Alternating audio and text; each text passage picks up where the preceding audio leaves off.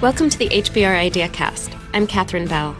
I'm on the phone today with Stephanie Coontz, professor of history at the Evergreen State College and co-chair of the Council on Contemporary Families. Her latest book is A Strange Stirring, The Feminine Mystique and American Women at the Dawn of the 1960s. Hi, Stephanie. Thanks for joining us today. Oh, my pleasure. So to get us started, could you give us a quick overview of how the mass entry of women into the paid workforce has changed marriage and the family? Well, it's changed it in very complex and contradictory ways. And I have to say that having just finished a study of women in the 1960s, for all the pressures that we feel adjusting to this very new situation of dual earner families, I have to say that it was a lot worse and a lot more pressure when men and women didn't have to balance work and family, when women were penalized or forbidden if they tried to, or forbidden from doing so, and when men were stigmatized if they tried to do so. So I think it's important, when we take a deep breath and say, yes, we have real issues facing us today, but it's better to have those choices than not. But in terms of how it has impacted the family, when women first entered the workforce, liberals and feminists don't like to admit this, but it did destabilize marriage. And of course, it's no wonder it destabilized marriage, since marriage in the 1950s was structured around women's complete dependence, economic dependence on men. And if you read the marital advice books of the day, it was considered a woman's responsibility to keep the marriage going no matter what adjustments she had to make. If she complained that her husband was unfaithful, the therapist often asked what she had done to provoke it. Same thing with domestic violence. So once women began to enter the workforce, just as economists had predicted, their increasing economic independence gave them the option not to marry at all or to leave a marriage they found unsatisfactory. And divorce rates rose very sharply in the 70s as women got the economic opportunity to work outside the home, and as men and women began to argue over a division of labor at home that had been predicated on the idea that women would do all of the work, and now women were doing part of the income earning. But here's the amazing thing, that although it's true that that was the initial effect, over the last few years, that has completely adopted. Although initially divorce rates rose as more wives went to work, that trend reversed after the mid-1980s. Now the divorce rate has been falling from a peak of 22.8 per thousand couples in 1979 to 16.7 per thousand couples today. And the interesting thing is that the couples least likely to divorce are the ones most likely to endorse equal participation in breadwinning and child care. It used to be in the 1960s, if a woman took a job, that destabilized the marriage. Now it stabilizes the marriage. It used to be that when women entered the workforce in any particular state, you saw a rise in divorce. Today, the lowest divorce rates are found in the states with the highest proportion of working wives. So there have been lots of strains in adjusting to these changes, and there continue to be lots of strains as essentially we live in a work environment where two people are supposed to hold down three full-time jobs, two at work and one at home, and share them in a 24-hour day. But nevertheless, it seems to me that I think you can make a very good case that women's entry into the workforce has been good for families, good for women, good for marriage, and good for children. So most of what you've been talking about there in terms of the data has been in the U.S. How has that varied around the world? Well, it varies in a very interesting way around the world, and that is that countries around the world have adopted and adjusted to women's entry into the workforce and to the new demands for equality in very different ways. The higher the degree of social inequality between men and women, the higher a chance there is that when a woman gets economic independence, that will destabilize marriage, it will decrease fertility, and it will increase divorce rates, or it will increase the chance that the woman doesn't marry at all. But in those countries that have gone furthest in accepting the equality of women, again, we are seeing that there is a stabilizing effect. Now, let me modify that.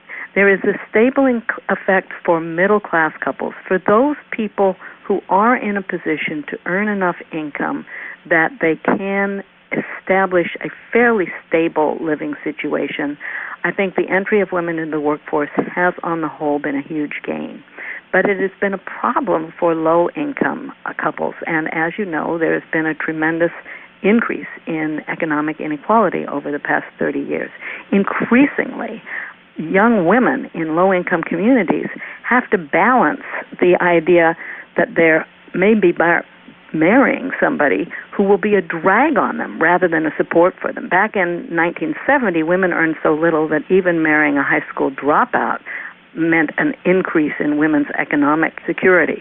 Today, however, with male unemployment rates rising, low-income men and women face really difficult choices, and we're seeing a fall in marriage in low-income communities, an increased effect of economic stress on marital distress, and we're also seeing not the same rise in lowering of divorce rates in those communities.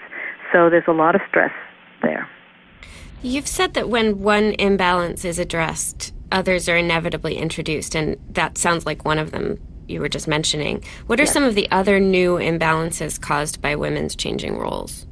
Well, one of the most obvious is one that I found when I was researching my last book. I interviewed almost 200 women and men who had read The Feminine Mystique back in 1963, and I did a lot of oral histories of women who'd been in marriages back in the days when women who wanted to work faced help-wanted female ads. They were paid so much less that it took a college-educated woman 4 years of college working full-time to earn less than the average white male high school dropout. And middle-class women in particular were stigmatized if they wanted to work before their kids were grown. And these women, it is hard for modern people to understand just how insecure, how depressed, how low the self-esteem was of these stay-at-home moms in those days.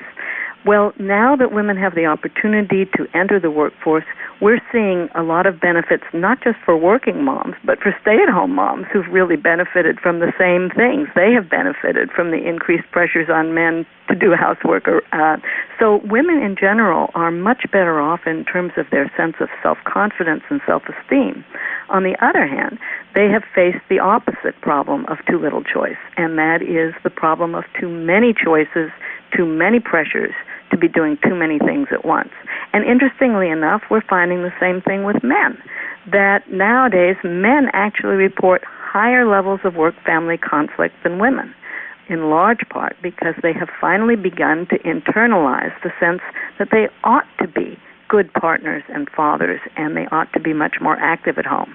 That's a good thing. It corrected an old imbalance when men who wanted to do housework at home, this is a direct quote from a sociologist of the late 1950s, were to be suspected, he said, of having a little too much fat on the inner thigh. So it's great that men are now expected and expect of themselves to participate at home, but again, the new imbalance is that we have a workplace that is constructed on the assumption that every employee will have a full-time person at home to take care of life, that every child will have somebody at home to take care. In fact, today, 70% of American children grow up in households where every adult in the household has to work. So those pressures you're talking about for both women and men, I think, are feeling increasingly impossible for people, especially in the economy we have right now. So it's a huge systemic problem. What do you think the first step should be towards improving the situation for people? Well, other countries in the world have managed to figure this out. That's why Americans report higher work-family stress than any of our Western European or Scandinavian neighbors. And it's not in the interest of employers or employees to have these rigid work policies. There was a poll taken some years ago of union workers, and they said that it was easier to call in sick for a day than it was to ask for 2 hours off to attend a student-teacher conference. We also find that turnover rates, are much higher in companies that do not provide family-friendly work policies and in societies that do not mandate such policies. And, of course, customer service and worker loyalty is greatly affected by the extent to which they feel that there is an inflexibility in their ability to balance, to juggle, or to just even combine work and family. And based on the research you've done, what would be your advice to individual working men and women on how they could better arrange their own family lives and working lives to make things easier? Well, it always depends upon the family situation. In some families, for example, in professional families who are really burdened by overwork, it's ironic. We used to talk about bankers' hours. The good jobs in America used to be the jobs where people worked the fewest hours. Now, of course, the good jobs in America are those where workers face the longest hours. So that group of workers has a different kind of problem. How do you balance, family life when both of you are being asked to work more than 50 hours a week, for example? And we find that, in fact, one of the highest predictors of a woman dropping out is not so much having a baby per se, but how many work hours her husband has. So for these kind of couples, I think that you have to really think about how much money you want to earn versus how much you want to perhaps find jobs that allow both couples some flexibility in this. The tempting thing, of course, the easiest fallback position, given our history of gender relations, is for women to drop back. But there are some good arguments against that, and in fact making the extra effort to have the man cut back as well or cut back even more. First of all, men whose wives work longer hours tend to have much higher parental knowledge of their kids, which is very important in raising, especially as the kids go into teenagehood, whereas women don't lose that parental knowledge when they're working long hours. We also find that when Ellen Galinsky asked children what they wanted most from their working parents, the working parents expected that the kids' answer would be that they wanted more time. But that was not the main answer. When they did want more time, it was with dad, not with mom. Mostly they wanted their parents to feel less guilty and stressed. So I think it's important for couples to really think through their job options, to not accept the kind of speed up. We've had a speed up not only of work life in America, but of parenting expectations. And I think that we need to resist this. There's sort of a kind of arms race. Let's see how early you can get your kid into the most competitive preschool and spend as much time as you can chauffeuring them, running from one activity to another. It turns out that that's not really necessary for kids. So I think it's important to sit back. I think it's very important for couples to take care of their relationship. One of the best predictors of how you parent and how well your kid turns out is how strong the couple relationship is. And unfortunately, couples in America have taken so seriously their expanded ideals of full-time parenting that they've cut back on their time together and their time socializing with other couples. And I know that seems like it's the easiest thing to go, but it's actually one of the best predictors of happiness. When we look at happiness studies, we find two very big predictors of happiness among couples. One is having sex. So maybe instead of staying home with the family, you should send the kids out somewhere else for an evening. The other is socializing with other people. So again, maybe instead of staying home with the family, you should get a babysitter and don't make it a date night, make it a double date night. Those are things that individuals can do, but employers and government have some responsibility here too. So we've talked about some of the enormous improvements for working women in the last 40 years, but the wage gap between men and women still persists. It does. It persists in a different way than it did back in 1970 when race and gender was a much bigger determinant of how much you got paid than either your talent or your education. Today, education outweighs race and gender.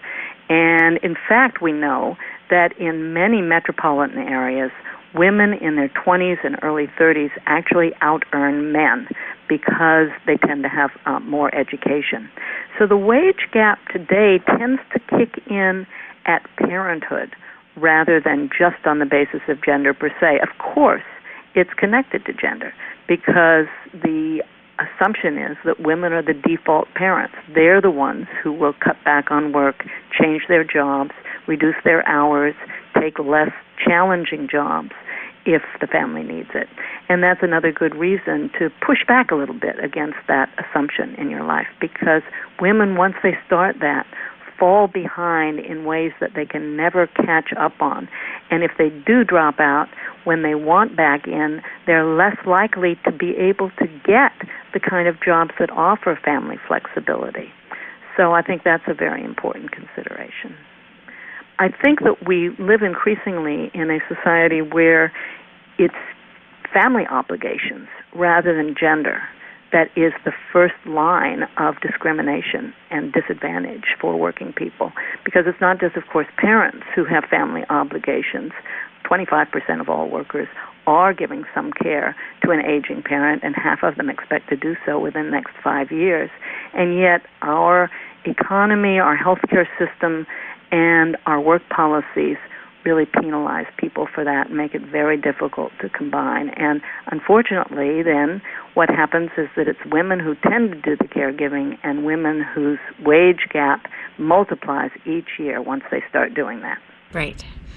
So we've talked a bit about how men are taking on more family responsibilities and more of the family stress. Are there other ways in which we should be worried about men specifically based on all these changes that have been going on? Well, I think that men in some ways are caught in a real bind very similar to that was described by Betty Friedan back in 1963 for women, the feminine mystique. At that time, the feminine mystique was that to be a woman, you can't be good at anything else, and if you want to be good at the things that men traditionally do, there's something deviant about you, something neurotic about you. Half of all college students, almost half, back in the 1950s, said that they played dumb to catch a man. Women often, pretended that they weren't good at sports. Nowadays, when you look at young women, they feel none of those pressures. I think that they have one real serious pressure they feel, and that is the pressure that if you're going to do all the things that guys do, you also have to have what I call the hottie mystique. You've got to, be sexually attractive and seem sexually available at all times. But men have changed far less than women here. It's still not okay if you look at middle school culture and teenage culture. It's okay for girls to aspire to things that used to traditionally be thought of as male, but it's still not okay for men to aspire to or like activities that used to be thought of as female. And when men do step up to the plate, as so many of them are doing at home, they report that they are looked upon askance in parents' groups. When they go to the hospital, it's the wife that the nurses turn to. When they go to pick their kids up at school, the teachers don't treat them as serious parents who are really involved parents. So men are facing these tremendous mixed messages that, yes, they should be more involved at home. Yes, they want to be more involved at home. But they also, in a way that it's not true for women, it's not expected that a man will really put family first in the way that they expect it of women. They put women down for it, but at least they do expect it. And I've had so many men told me that they will often lie at work. They'll say they're going to a doctor appointment instead of saying that they're going to pick their child up because it's their turn. So they're facing these pressures to get more involved at home, but also to be the primary breadwinner and to have that traditional, ambitious, career-oriented, career-first attitude. So will you indulge us with a prediction? I'm a historian, not a futurist, but lay it on me and we'll see what I can do. Okay. So we've talked a lot about how things have changed over the last 40 years. I won't ask you 40 years. That seems too much to ask. But what do you think will transform both the family and the workplace over the next 10 to 20 years? I think that really depends on us, what we do. People listening to this podcast who are real leaders in the field, the men and women who are trying to work this out.